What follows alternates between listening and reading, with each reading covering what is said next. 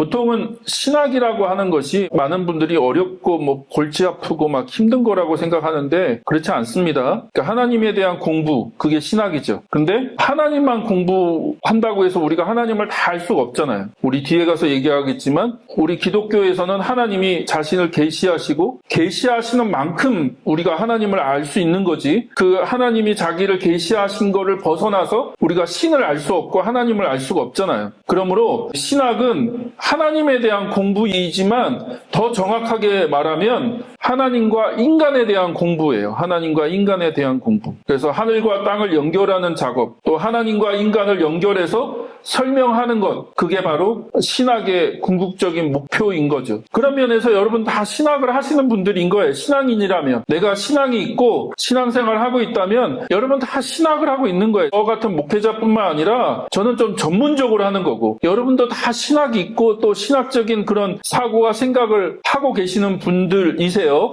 우리가 하나님을 아는 것도 중요하고 그 하나님과 함께 이 인간, 또 우리가 살아가는 이 세상을 하나님과 연결해서 고민하고 생각하는 것이 신학이라는 거죠. 자, 그러면 우리가 하나님을 어떻게 알 수 있느냐? 유한한 인간이 하나님이라는 그 존재를 우리가 어떻게 인식할 수 있고 그분을 어떻게 알아갈 수 있느냐? 성경은 철저하게 하나님의 계시, 그러니까 인간의 한계가 있고 하나님과 인간 사이에는 이 넘을 수 없는 큰 간극이 있죠. 완전히 존재 자체가 다르니까. 하나님이라는 그 존재를 인간이 더듬어서 찾아갈 수도 없고 인식하기도 어려워요. 예를 들어서 계속 내가 하나님이 인식된다. 그게 교회에선 굉장히 경건한 것 같지만 위험할 수도 있어요. 하나님은 우리가 인식할 수 있는 존재 너머에 계시는 거죠. 하나님은 저 멀리 계신, 우리가 알 수 없는 미지의 그런 존재인 거죠. 그러면 우리가 그 하나님을 어떻게 알 수 있느냐? 성경에 보니까 하나님은 자기를 계시하신다는 거예요. 자기를 나타내시고 드러내시고, 또 제가 좋아하는 말인데, 제가 좋아하는 표현인데, 말 걸어 오시는, 말씀하시는 하나님,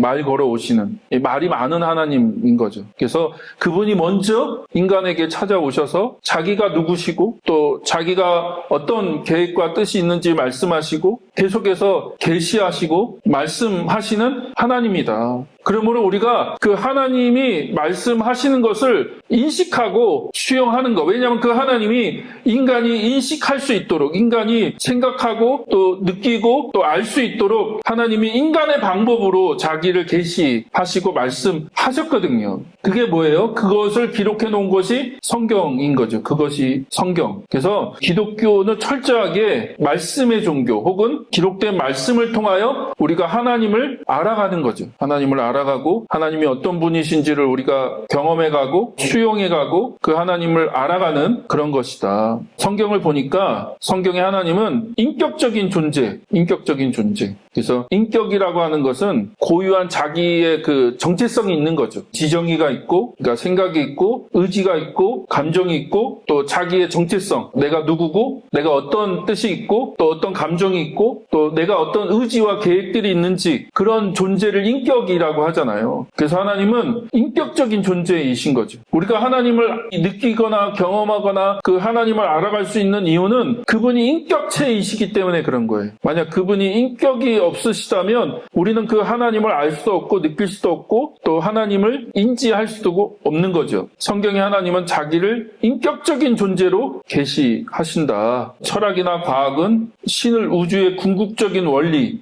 제일 원리, 슈퍼파워, 무한한 에너지, 그런 것으로 설명해요. 과학에서도 신을 얘기해요. 과학을 공부하다 보면 신을 얘기해요. 과학자들도 신을 인정할 수밖에 없는 부분이 있어요. 인류가 어떻게 이렇게 존재하게 됐어? 야, 우연이야. 우연 아니고서 그러면 다른 게 뭐로 설명할 수 있어? 설명이 안 돼. 그러면 겸손하거나 공부를 많이 한 과학자들은 신의 존재를 인정해요. 근데 그들이 존재하는 신은 우리가 생각하는 이런 인격적인 존재가 아니에요. 어떤 파워, 능력인 거죠. 뭔가 신이라는 존재가 있어서 이렇게 된 거야. 왜냐하면 과학적으로 설명이 안 되니까. 그러나 그런 과학에서 말하는 신과 성경에서 말하는 하나님은 같은 존재가 아니다. 과학자들이나 철학자들은 그냥 인간을 뛰어넘는, 인간이 인식할 수 없는, 인간이 어떤 의지로 뭔가를 할 수 없는 뭔가의 어떤 존재가 있을 거야 라고 생각하는 거죠. 근데 그 하나님의 가장 큰 특징은 뭐냐? 말씀하시는 하나님, 말씀하시는 하나님이다. 끊임없이 말씀하신다. 그래서 하나님이 이 말씀으로 창조하시고 또 인간 세상 가운데 오셔서 계속 말씀하신다. 이게 말이라고 하는 건 지정의가 포함된 것들을 의미하는 거잖아요. 그래서 하나님이 계속해서 말씀하신다. 또 성경을 계속 보니까 대화하시는 하나님, 설득하시고 설득당하시는, 그러니까 인간에게 찾아오셔서 설득하세요. 계속 설득하십니다. 모세를 설득하시잖아요. 말이 어눌해서 난 못 갑니다. 그랬더니 하나님 계속 설득하시거든요. 그리고 어떨 때는 또 설득을 당하시는 하나님, 인간이 막 뭔가를 이렇게 얘기를 하면 하나님이 그걸 수용하기도 하고 그거에 대해서 하나님이 설득을 당하기도 하시고, 또 어디를 보니까 감정을 표현하신 하나님 감정이 있으신 거죠. 기쁨, 슬픔, 탄식, 분노, 후회, 하나님이 여러 가지, 특히 성경의 하나님의 가장 특징 중에 하나가 후회하시는 하나님. 어떤 종교의 신도 후회하는 신은 없거든요. 근데 하나님이 후회를 하세요. 그러니까 참 재밌죠. 후회하는 하나님, 탄식하시고 슬퍼하시고 분노하시고 하여튼 자기의 감정을 막 표현하시는 그런 하나님. 그리고 저는 우리가 이 부분을 제일 좀 잘 생각해 봤으면 좋겠는데, 세상의 고통에 민감하게 반응하시는 하나님이라는 거예요. 많은 분들이 하나님에 대한 오해를 갖고 있어요. 어떤 오해냐? 하나님은 세상의 고통에 관심이 없다. 하나님은 세상의 고통에 아무런 영향을 받지 않으신다. 그렇게 생각해요. 왜냐? 그게 이제 헬라 철학의 영향이거든요. 헬라 철학. 그러니까 헬라 철학에서는 신이라고 하는 걸 헬라 철학으로 설명해야 되잖아요. 헬라 철학으로 신을 설명하다 보니까 이 헬라 철학에서는 부동자, 변함없는 존재, 어떤 것에서 영향을 받지 않는 변함없는 존재가 부동자가 있거든요. 부동자. 하나님을 부동자라고 설명했거든요. 하나님은 부동자야. 어떤 거에도 영향을 받지 않으셔. 그래서 중세 보면 하나님은 세상에 영향을 받지 않으셔. 그러니까 세상에 많은 일들이 일어나고 세상에서 벌어지는 것에 대해서 하나님은 영향을 받지 않으신다. 과연 그러냐? 과연 하나님이 세상의 고통, 세상에서 벌어지는 이 일들에 대해서 관심이 없고 아무런 영향을 받지 않으시는 분이시냐? 그렇지 않다는 거예요. 성경의 하나님은 세상의 고통에 매우 민감하게 반응하시는 하나님이다. 그러니까 피조물의 그 신음소리, 탄식소리, 죽어가는 소리에 하나님은 반응하시는 하나님이다. 반응하시고 귀를 막고 그냥 혼자 행복하게 지내시는 그런 신이 아니라는 거예요. 이 세상의 고통에 민감한 귀를 열어놓으시고 그것에 대해서 영향받으시는 하나님이다. 성경에 보니까 정의와 공의, 하나님의 정의, 하나님의 공의, 그 하나님이 그만큼 이 땅에서 벌어지는 일들에 대해서 관심이 있다는 얘기거든요. 그리고 하나님은 계속해서 이 땅에서 어떤 일들이 이루어지는가, 또 이 땅에서 어떤 소리들이 들리는가, 하나님의 백성들뿐만 아니라 그 하나님이 만드신 그 피조 세계, 그래서 마치 로마서 8장에 보면 이 세상 전체가 신음한다고 그렇게 표현하잖아요. 마치 의인화해서 이 세상이 하나님 만드신 창조 세계 전체가 죄로 인해서 신음하고 있다. 하나님이 그런 소리를 들으신다는 거예요. 그리고 구약에서 보면 하나님의 임재를 설명할 때 가장 중요한 얘기가 뭔지 아세요? 이 땅에서 하나님의 백성들이 하나님께 간구하는 거예요. 부르짖는 거. 이 땅에서 벌어지는 죄, 악, 여러 가지 고통, 설명되지 않는 여러 가지 아픔, 그런 것들에 대해서 하나님께 어떻게 해요? 호소하고 부르짖고 간구하는 거예요. 그래서 요한계시록에 보면 그거를 이렇게 제물을 태우면 하늘로 올라가는 그 연기, 그걸 기도라고 표현하는데 그게 그냥 단순한 기도가 아니라 이 땅에서 하나님의 백성들이 호소하는 거예요. 하나님께 호소하고 부르짖고 간구할 때 어떻게 하세요? 하늘에서 하나님이 들으시고 어떻게 해요? 이 땅에 하나님이 임재하신다고요. 찾아오셔서 하나님이 심판하시고 세상을 새롭게 하신다. 그래서 하나님은 세상의 고통에 매우 민감하게 반응하시는 분이시다. 자, 그 다음에 그것뿐만 아니라 더 나아가서 뭐라고 얘기해요? 고통의 자신을 묶으시는 하나님. 이 땅에서 벌어지는 고통, 또 죄악, 또 이 엄청난 일들에 대해서 하나님이 그저 관심을 갖고 바라만 보시고 귀를 기울여서 듣고만 계시는 분이 아니라 그 세상에서 벌어지는 고통을 자기의 것으로 만들기 위해서 그 고통의 자신을 묶으시는 하나님이시다. 그게 대표적인 사건이 뭐예요? 십자가의 죽음과 부활이다. 하나님이 이 땅에서 벌어지는 고통의 문제, 이 고난의 문제를 해결하시기 위해서 친히 인간이 되시고 그리고 친히 그분이 그 모든 것을 짊어지시고 십자가에서 죽으셨다. 자, 그 다음에 인간의 자유를 존중하시는 하나님이라는 거예요. 인간의 자유. 하나님은 바운더리를 굉장히 중요하게 여기시는 분이시죠. 기계가 아니라 스스로 생각하고 판단하며 의지적으로 결정하여 행동하는 자유를 가진 존재로 하나님은 인간을 만드셨다는 거예요. 그래서 하나님이 그냥 명령하면 기계처럼 인간이 반응하는 그런 것으로 하나님이 인간을 만드신 게 아니라 자유를 가진, 내가 결정하고 선택하는 그런 존재로 하나님이 인간을 그렇게 만드셨다. 그래서 선악과의 문제나 인간의 죄의 문제에 대해서 왜 하나님이 그냥 내버려 두시느냐, 왜 그냥 방관하느냐, 방관하시는 게 아니라 하나님은 그 인간의 자유를 존중하시는 거죠. 비록 그것으로 인해서 인간이 삶이 무너지고 망가지고 그렇게 된다 할지라도 하나님은 그렇게 거리를 두시기로 결정하신 거예요. 바운더리. 어디까지가 인간이 해야 될 일이고 어디까지가 하나님이 하셔야 될 일인지 하나님은 명확하게 구분을 하신다. 그러나 그것으로 끝나지 않고 하나님은 사랑의 하나님. 그래서 하나님의 본질 중에 가장 중요한 본질이 바로 사랑이죠. 사랑. 그 하나님의 사랑 때문에 죄악으로 깨어지고 망가진 세상 가운데 찾아오셔서 관여하신다. 일하시고 또 그것을 회복하기 위해서 역사하시고 또 자신을 내어주시는 분이시다. 그 모든 것의 가장 중요한 성품이 바로 사랑이죠. 사랑. 그래서 자비나 오래 참음이나 용서나 혹은 정의와 공의까지도 하나님의 사랑에서부터 비롯된 거다. 하나님의 심판도 하나님의 사랑에서 비롯된 것이고 또 하나님이 오래 참으시는 것도 하나님의 사랑 때문에 그런 거죠. 그 모든 것, 하나님의 성품의 그 모든 것이 다 사랑에서 발현되는 것이다 라고 하는. 그래서 하나님은 사랑이시다. 하나님은 사랑. 그래서 오늘 우리가 읽은 그 말씀에서 하나님을 정의하는 가장 유명한 구절이 바로 하나님은 사랑이시다 라고 하는 거죠. 하나님은 사랑이시다. 그래서 그분은 사랑으로 우리 가운데 일하시고 찾아오시고 말씀하신다. 지금도 하나님은 그렇게 일하고 역사하고 계신다는 거죠. 그런 하나님을 우리가 인식하거나 그런 하나님을 받아들이거나 그런 하나님과의 관계를 형성하기 위해서 뭐가 필요합니까?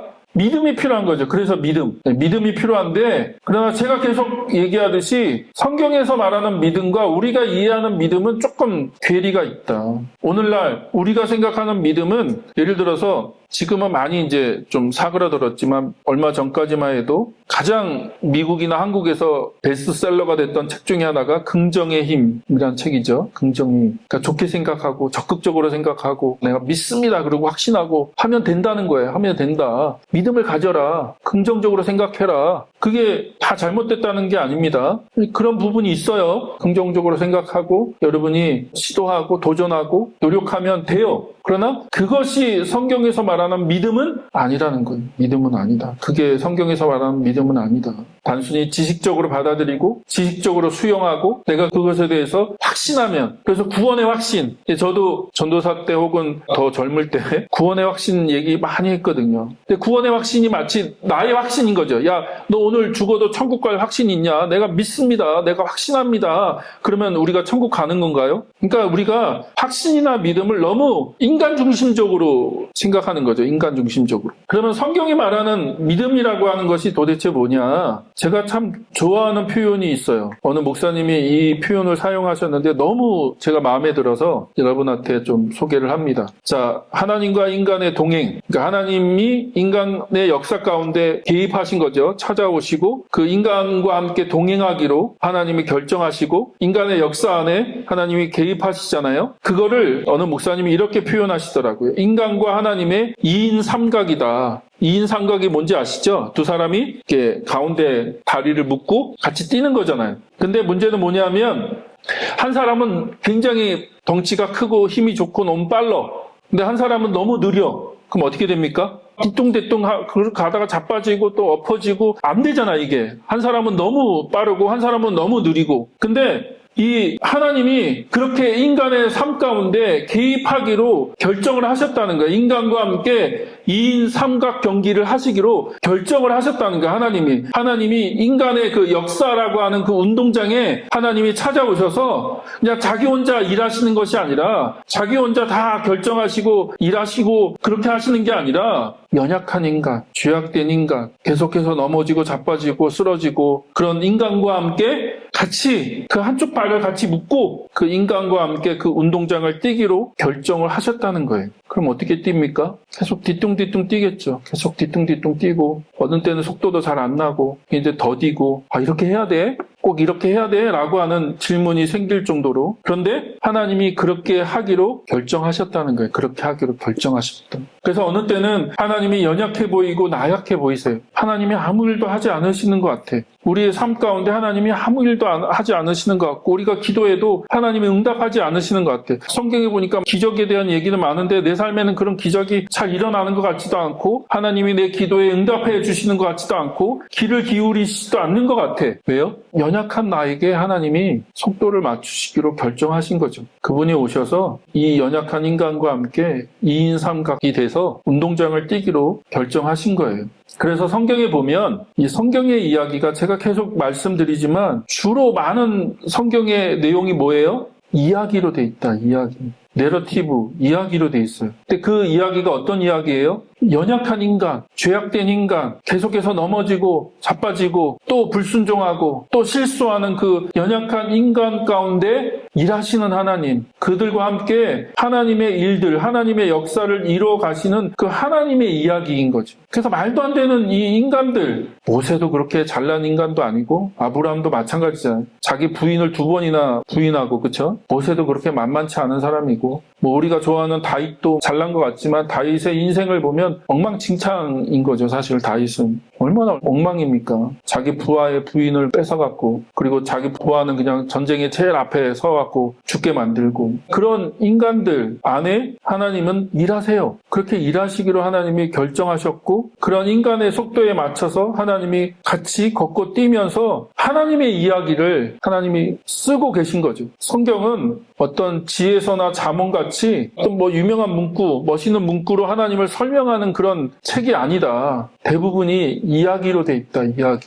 그럼 그 얘기는 뭡니까? 그 얘기는 어떤 얘기예요? 하나님이 여러분의 삶에서도 그런 이야기를 만들어가기를 원하신다는 거죠. 여러분의 삶의 속도에 맞춰서 어느 때는 하나님 입장에서 답답하실 수도 있어요. 더딜 수도 있고 또 오랜 시간 동안 하나님이 침묵하실 수밖에 없는 거죠. 그분이 침묵하시는 게 아니라 우리들 때문에 하나님이 침묵하시는 것처럼 느껴지는 거죠. 나의 연약함 때문에, 나의 불순종 때문에 내가 자빠져갖고 일어날 생각을 하지 않으면 하나님이 나를 막 질질 끌고 가시는 것이 아니라 어떻게든 얘가 다시 한번 일어나서 얘의 속도에 맞춰서 다시 뛰는 거잖아요. 다시 걸어야 되잖아요. 근데 얘가 뛸 생각을 안 해. 그러면 그만큼 멈춰질 수밖에 없는 거고 저 멀리 계신 것처럼 느껴질 수밖에 없는 거고 우리는 그냥 하나님이 강제적으로 나를 일으켜서 하나님 나를 그냥 질질 끌고 가시면 좋을 것 같은데 하나님 그렇게 안 하시죠. 그래서 믿음이라는 건 뭡니까? 그런 하나님에 대한 신뢰인 거죠. 하나님에 대한 신뢰. 내가 그분에 대한 어떤 확신이나 지적인 어떤 수용이나 어떤 그런 것이 아니라 하나님 그분에 대한 신뢰와 내가 비록 그렇다 할지라도 그런 상태 속에서 하나님을 향해서 내가 다시 한번 연약한 무릎을 세우는 거고 내 연약한 손을 내밀어서 하나님의 손을 붙잡는 거죠. 왜냐하면 하나님은 변함없이 거기에 계시고 나를 기다리고 계시고 우리 가운데 하나님의 분명한 뜻과 계획을 가지고 일하시고 계시는 분이시라는 거죠. 하나님을 증명할 수가 없어요. 하나님을 증명해봐. 증명이 어떻게 돼요? 증명할 수가 없어요. 신이 있다고 증명할 수도 없고 또 뭐가 발견됐다고 해서 그걸로 신의 존재를 우리가 얘기할 수가 없는 거죠. 중요한 것은